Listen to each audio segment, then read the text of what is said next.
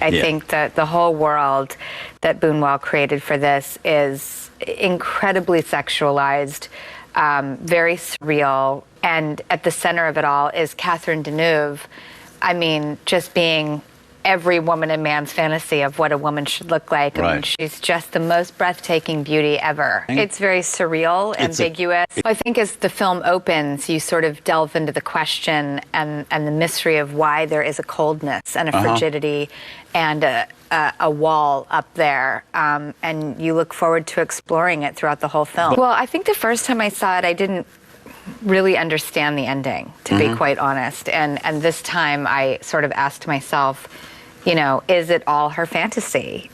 Was this something that she needed to go through and explore in order to open up to her husband? The ending, the fantasy? I definitely love when any filmmaker gives me, you know, a debatable ending as to what really is going on.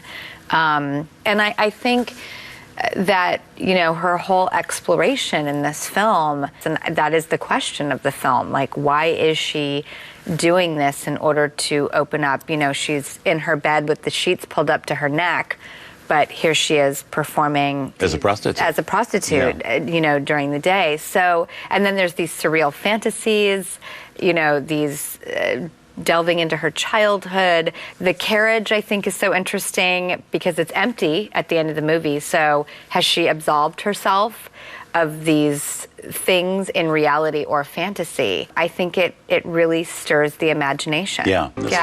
Her costumes in this are just amazing.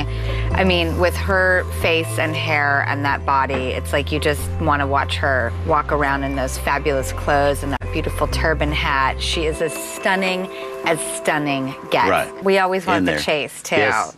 And she is someone that is so worth chasing. I will say, like, after I turned off the film, I was like, oh my God, I can't believe I have to discuss this film with Robert. I feel like I'm like talking to like a father figure about like a sexy film. I was a little bit horrified, but in a good way.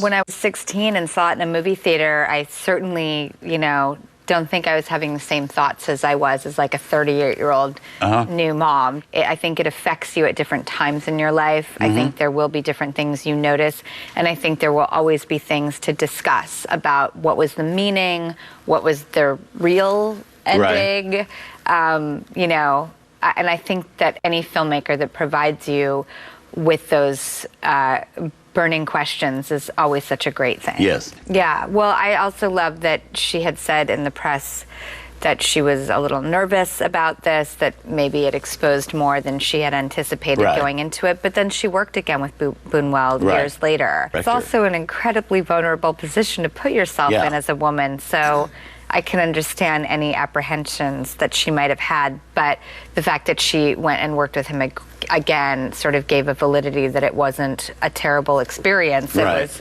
one that, you know, was something very daring for her.